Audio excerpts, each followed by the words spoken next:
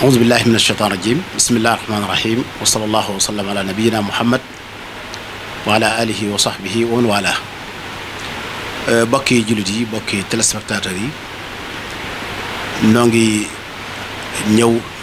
tey ji ci mbir moo xam ne mbir mu am solo la xam ngeen ne lu mat ay at a ngi rajo Leeral FM di amal benn foire économique bu ànd ak ay journée culturelle bi waroon a nekk 5e édition liggéey nañ ci ba avancé ci torop waaye xam ngeen ne lu ay di njàmbat jamono bii tembe ñu toll wéradi gi nga xam ne ñu ngi koy dégg au niveau mondial ba tey jii ñu dégg ay quelques cas ci sunu réew ñuy ñaan yàlla na ko fi yemale loolu war naa tax képp koo xam ne kii jàmmi askan wi ñor na la nga amaat taxaw seetlu ci mbir loolu moo tax bureau bi nga xam ne moom la ñu dénkoon lu jëm ci wàllu foire boobu lëkkaloog ay commission yi nga xam ne ñoo ne ci biir ñu am xalaat jël décision ci ajandi foire bi nga xam ne waroon nañ koo amal le 23 mars bi ba jëmmi jamono loolu nag li ko waral juñu naa ko ci sama njalbeenu wax ne nit moom lépp lu muy def ak résultat ci boo ci mënta séen lu mu baax baax dafa fekk ne wér-gu-yaram moom moo ëpp solo lépp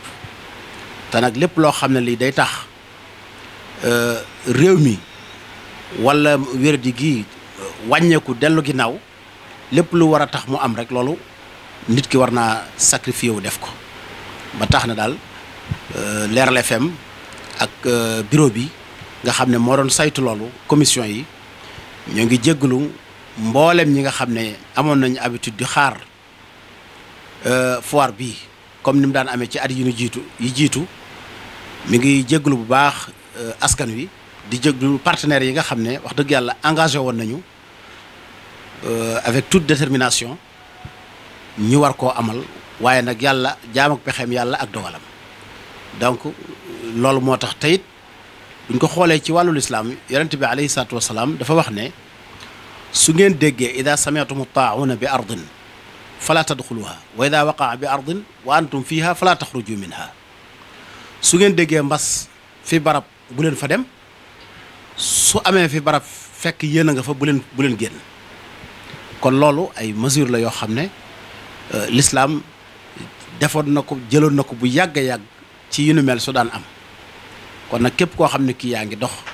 ngir loo xam ne intérêt askan wi la njëriñal askan wi la lu mën a doon rek war nga cee defaat réfléchir waat ci xalaat ci jëlaat ci yeneen matuwaay donc ñu ngi jégaluwaat bu baax a baax nit ñi ci loolu nga xam ne moom moo xew te ajuwul ci sunu coobare mais lu yàlla dogal la sunu borom subhanahu wa taala te Leeral FM ku ne xam na taxawaayam ak jubluwaayam ngir jariñ askan wi ci seen diina ci sensibilisation ci lépp rek kon lii su amee nii rek la ñu mën a jëfandikoo dellu di jégaluwaat ñëpp wasalaamaaleykum wa rahmatullahi wa barakaatu. ñàkk bi amal foire bi lu mu leen yàqal manque à gagner ñàkk gee def de moom wax dëgg yàlla doon nañu am gi doon nañu jural ay njariñ yu bari ndax tamit exposants yi nga xam ne ñoo waroon a ñëw jóge ci barab yu bari ci réew mi exposé seeni jël ay stand exposé seeni produits loolu xam nga buñ ko ñàkkee amal wax dëgg yàlla dana am ay lu bari loo xam ne njariñ la waroon a doon lu jëm ci askan wi jëm ci rajo bi waaye loolu lépp daal wér-gu-yaram moo ko jiitu ak journée culturelle bi nga xam ne ay conférence yuñ ci war na amal yu am solo yoo xam ne docteur Mouhamed Ahmad Lo waroon na ko def ak yeneen yoo xam ne ak journée coranique bu ñu waroon a amal daara yëpp ñu invité ci ay une dizaine de daara yoo xam ne war nañoo ñëw def ay manifestation ñu identifier seeni daara wane seen qualité liggéey ak fa ñu nekk ak yeneen loola yëpp daal teewul wér-gu-yaram moo féete kaw. at activité bi da ngeen ko aji ba épidémie bi jeex wala da ngeen ko defaat ci kanam wax ngeen si li ñu dal. waaw pour le moment daal ñoo ngi ñaan yàlla na yem waaye mënaguñoo joxe benn date mi ngi aju ci daal bu jeexee danañu xoolaat nan la ñuy def ak ban date la ñuy jàpp incha allah.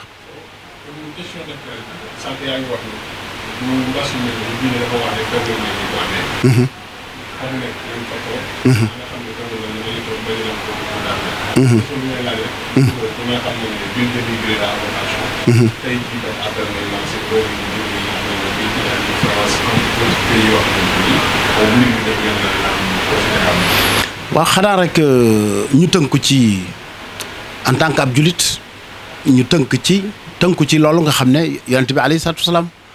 moom la defoon ci lu nu mel nga xam ne am na délégation sax boo xam ne bii dafa jóge woon war a ñëw di jaayante ak yonent bi sallallahu alayhi wasallam bañ ko xamalee ne am na ku ci nekk koo xam ne dafa yor jàngoro yonent bi alayhi salaam daf ko ne jarul ngay ñëw waaw nangul nañ la sa jaayante fa nga nekk jarul ngay dikk donc loolu ab jullit boo xam ne bii am na maanaam yëg na responsabilité ci aw askanam yëg ko ci famille loolu war naa tax mu bàyyi xel lu ni mel ba bañ a déplacé wu di ñëw di dugg ci biir askan wi mu nekk loo xam ne mën na caa jaare dal ñu baree bari tàmbale ci sa biir kër tàmbale ci sa koñ ba ci sa biiru dëkk. léegi nag taxawaayu autorité yi. par rapport ak réew mi nu mu dem. yow noo ko gisee maanaam ñoom est-ce que waroon nañoo tere ndaje yi balaa yéen ngeen jël décision yi wala que da nga gis ne rek jaadu na que ñu bàyyi ku nekk ci sago. waaw xam nga lii dafa am kenn ku nekk ci am part de responsabilité noonu dañoo teel a gis ne rek lii moo war a nekk balaa benn décision di jóge ci fenn dañu ko sant loolu jàppale autorités yi ci seen warteef la xëy na autorités yi à leur niveau ñi ngi xool di waxtaan ci seen biir xëy na du ñàkk ñoom tamit décret wala décision boo xam ne bii danañ ko jël ndax ñoom tamit ñi ngi veillé ci lépp loo xam ne jàmme askan wi la. merci man Oustaz Cheikh Sour lañ may wax di président commission locale bi saytu Leral FM fii ci Louga. Donc je voudrais au nom du bureau de la FEGIC, de la foire des journées islamiques et culturelles, au nom du président de la commission chargée de la communication, vous faire part d'une décision prise par le dit bureau de surseoir à l'organisation de la 5e édition de la foire économique, islamique et culturelle qui devait se tenir du 23 mars au 5 avril. Et ceci pour tenir compte du contexte marqué par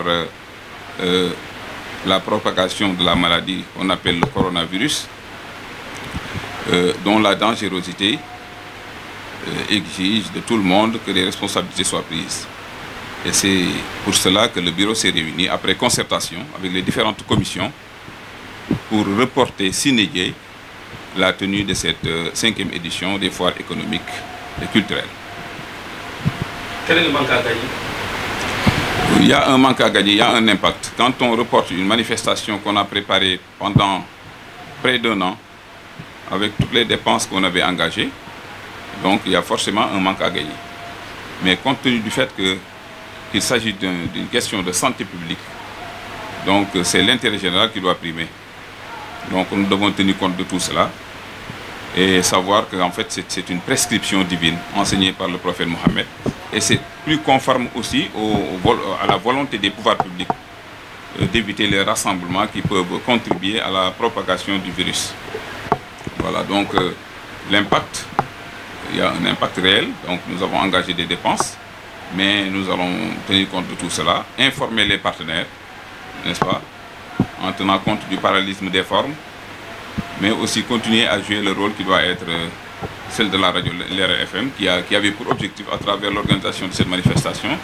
de contribuer au développement économique, social et culturel de la région de Louga et au-delà du Sénégal. À quand vous pensez reprendre l'activité? Nous allons prendre le temps qu'il faudra, compte tenu de la volonté des pouvoirs publics, n'est-ce pas? Il faut tout simplement prier pour que ce fléau-là soit jugulé, pour que toutes les activités économiques, sociales, culturelles soient soient maintenues. Voilà. Donc on dit que là où se répand la maladie, les populations doivent y rester pour éviter la propagation de la pandémie. Aujourd'hui, quel appel lancez-vous aux fils de Louga qui se trouvent à l'étranger, notamment à l'Europe,